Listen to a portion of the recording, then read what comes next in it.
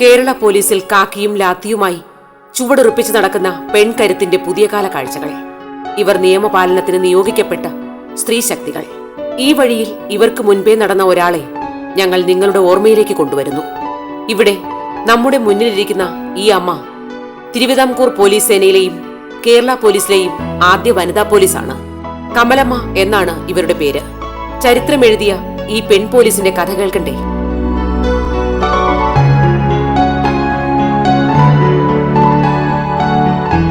അമ്പലത്തറയാണ് ഞാൻ ജനിച്ചത്.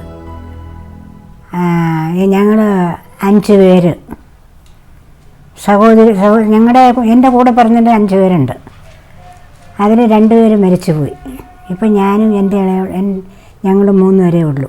എൻ്റെ വിദ്യാഭ്യാസം എൻ്റെ അച്ഛൻ പോലീസിലായിരുന്നതുകൊണ്ട് ഞങ്ങളിങ്ങനെ അച്ഛൻ്റെ കൂടെ ആയിരുന്നു താമസം, അമ്മയും ഞങ്ങളെല്ലാവരും. കുഴിത്തറ സ്കൂളിൽ വെച്ചാണ് എൻ്റെ പഠിത്തം. അവിടെ വെച്ചാണ് തുടങ്ങുന്നത്. പഠിച്ച് 7ാം ക്ലാസ് വരെ പഠിച്ചു. അതിനുശേഷം പിന്നെ പഠിക്കാൻ വീട്ടിലെ പാരാപ്തമൊക്കെ കണ്ടിട്ട് അമ്മയും മരിച്ചു. അമ്മ കുഴിത്തറ വെച്ചാണ് മരിക്കുന്നത്. അമ്മ മരിച്ചതോടുകൂടി എൻ്റെ വിദ്യാഭ്യാസം മുടങ്ങി. വേണ്ടാന്ന് വെച്ചു ഗൃഹത്തിലേക്ക്, ഭരണത്തിലേക്ക് കയറി. അച്ഛനെയും എൻ്റെ സഹോദര്യങ്ങളൊക്കെ നോക്കി. അപ്പോൾ എൻ്റെ അച്ഛൻ്റെ അമ്മ പറയുന്നത് അങ്ങനെ, നിനക്ക് 4 പെൺകുട്ടികളാണ്, നീ വേറെ കല്യാണം കഴിക്കണം, കുഞ്ഞുങ്ങളെ നോക്കണ്ടേ. അങ്ങനെ നിർബന്ധിച്ചാണ് അമ്മ അച്ഛൻ 2ാമത് വിവാഹം കഴിച്ചത്. അങ്ങനെയാണ് കുഴിത്തറയിൽ സ്ഥിരമായിട്ട് താമസിക്കാനും അച്ഛൻ അവിടുന്ന് ട്രാൻസ്ഫർ വാങ്ങിച്ചും കൊണ്ടുവന്നിരുന്നത്. കുഴിത്തറയിൽ നിന്ന് വന്നതോടുകൂടി എൻ്റെ പഠിത്തമൊക്കെ നിലച്ചല്ലോ. പിന്നെ പഠിക്കാനൊന്നിനും പോയില്ല. എൻ്റെ വീട്ടിൽ എൻ്റെ സഹോദരികളെ നോക്കിക്കൊണ്ട്, അച്ഛനെയും നോക്കിക്കൊണ്ട് വീട്ടിൽ തന്നെ കഴിഞ്ഞു കൂടി. അടുക്കളയിലെ കരിയിലും പുകയിലുമായി ജീവിതം നിറമങ്ങിക്കിടക്കുന്ന കാലത്താണ് ഒരു ഭാഗ്യം കമലമ്മയെ തേടിയെത്തുന്നത്. രാജാവിന്റെ പോലീസ് സേനയിൽ ചേരാനുള്ള അവസരം ഒത്തുവരുമ്പോൾ വീട്ടിനുള്ളിലെ ഇരുളടഞ്ഞ ജീവിതത്തിൽ നിന്നുള്ള മോചനം കൂടിയായിരുന്നു ഇവർക്കത്. പക്ഷേ പോലീസിലെ ജോലി അത്ര എളുപ്പമായിരുന്നില്ല കമലമ്മയ്ക്ക്. അങ്ങനെ ഒരു ദിവസം ഇരുന്നപ്പോഴാണ് ഇങ്ങനെ പോലീസിൽ പേരെഴുതി പെണ്ണുങ്ങളെ എടുക്കുന്നെന്ന് പറഞ്ഞു. അതിനു വേണ്ടി എൻ്റെ അച്ഛൻ നോക്കി. ശരിയാണ്, അന്ന് നമ്മുടെ നിയമം ശിവശങ്കരപ്പിള്ളയുടെ ആയിരുന്നു, ADC കുട്ടൻപിള്ളയുടെ കാലത്ത്. പിന്നെ പേരെഴുതി. അപ്പോൾ അച്ഛനോട് അദ്ദേഹം ചോദിച്ചു, സർവീസ് പൂർത്തിയാക്കുമോ? അതെന്താ സാർ അങ്ങനെ ചോദിച്ചത്? കല്യാണം കഴിക്കാൻ പാടില്ല. ഓക്കെ, എല്ലാം സമ്മതിച്ചു. പേരെഴുതിയെടുക്കുക. പിന്നെ ഇപ്പോൾ ഇവിടെ വന്നത് നമ്മുടെ പഴയ IG ഓഫീസ് പബ്ലിക് ഹൗസിൽ ആണ് വന്നത്. അവിടെ വെച്ച് പേരെഴുതി പോലീസിൽ ചേർന്നു. അന്ന് പിന്നെ ഞാൻ ഉദ്യോഗത്തിനായിട്ട് ഇറങ്ങി. എൻ്റെ 18ാമത്തെ വയസ്സിൽ ഉദ്യോഗത്തിൽ കയറി. പോലീസിലെ പരിശീലന കാലം പരീക്ഷണങ്ങളുടെയും കാലമായിരുന്നു കമലമ്മയ്ക്ക്. സ്വാതന്ത്ര്യം എന്നൊന്ന് ഉണ്ടായിരുന്നില്ല. സ്ത്രീ എന്ന പരിഗണനയും കിട്ടിയിരുന്നില്ല.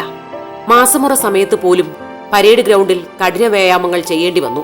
അങ്ങനെ സഹനങ്ങളുടെ വർഷങ്ങൾ പലത് നീണ്ടതാണ് ഇവരുടെ പോലീസ് ജീവിതം.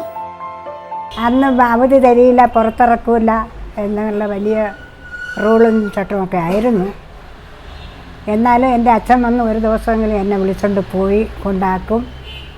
അങ്ങനെയാണ്. ട്രെയിനിങ് കാലത്തൊക്കെ ഭയങ്കര ട്രെയിനിങ്ങിനായിരുന്നു. അപ്പോഴേ ഇത് കളഞ്ഞിട്ട് പോകാമെന്നുള്ള ഉദ്ദേശം എനിക്കുണ്ടായിരുന്നു. എൻ്റെ വീട്ടിലെ പരിസ്ഥിതി നോക്കിയപ്പോൾ വീട്ടിൽ കളഞ്ഞിട്ട് പോയാൽ ഞാൻ വീട്ടിൽ ചെന്നിരുന്ന് എന്ത് ചെയ്യും? അങ്ങനെ തുടർന്ന് പോയി. 5 കൊല്ലം നമ്മുടെ റെസിഡൻസി PT സ്കൂളിലായിരുന്നു ട്രെയിനിങ്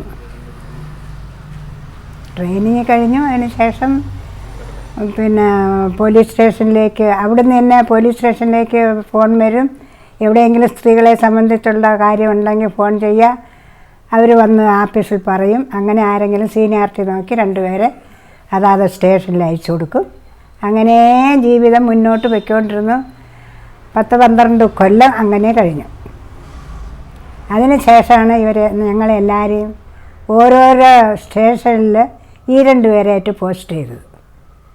ഞാൻ എന്നിട്ടും തിരുവനന്തപുരത്തുനിന്ന് മാറിപ്പോയില്ല.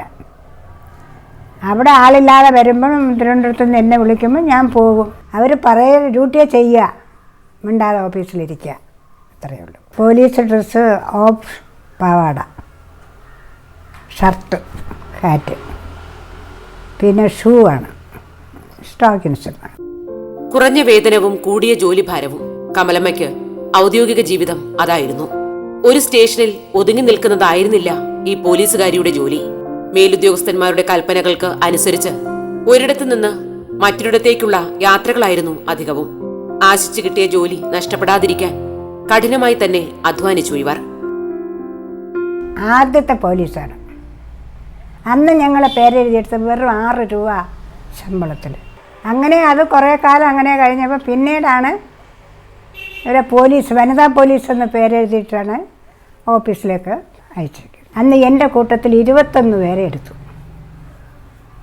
ഞാൻ സെക്കൻഡാണ്. എൻ്റെ കൂടെ ഉള്ള വേറെ ഒരു കുട്ടി ഉണ്ടായിരുന്നു. അവരിപ്പോൾ എല്ലാം മരിച്ചുപോയി. പിന്നെ ബാക്കിയുള്ളവരെ സെലക്ഷൻ കഴിഞ്ഞ് എടുത്തതിൽ ആകെ 10 പേരാണ് എടുത്തത്.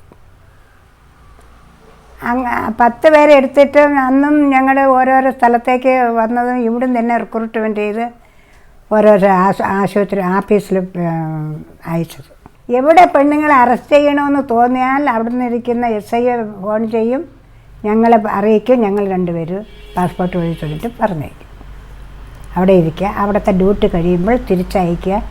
വീണ്ടും നമ്മുടെ എവിടുന്ന് അയച്ചു അവിടെ വന്ന് ഹാജരായിക്കണം. ഒരു സ്ത്രീയുടേതായ സ്വപ്നങ്ങളൊക്കെയും മനസ്സിലൊതുക്കിയാണ് കമലമ്മ പോലീസുകാരിയുടെ കുപ്പായം അണിഞ്ഞത്. ഒരുപാട് അംഗങ്ങളുള്ള ഒരു കുടുംബത്തിലെ ഈ പെൺകുട്ടിക്ക് ഒരിക്കലും കിട്ടിയ ജോലി ഉപേക്ഷിക്കുവാൻ കഴിയുമായിരുന്നില്ല. എത്ര കഷ്ടത സഹിച്ചാലും കിട്ടിയ ജോലി തുടരുക മാത്രമേ ഇവർക്ക് മാർഗമുണ്ടായിരുന്നുള്ളൂ. 6 മണിയാകുമ്പോൾ പരേഡ് ഗ്രൗണ്ടിൽ ചെല്ലണം. നമ്മൾ ട്രെയിനിങ് കഴിയും. 9 മണിയാകുമ്പം ക്യാമ്പിലേക്ക് വരാം. അങ്ങനെ ആ അവസരത്തിലുള്ള ബുദ്ധിമുട്ടേ ഉള്ളൂ.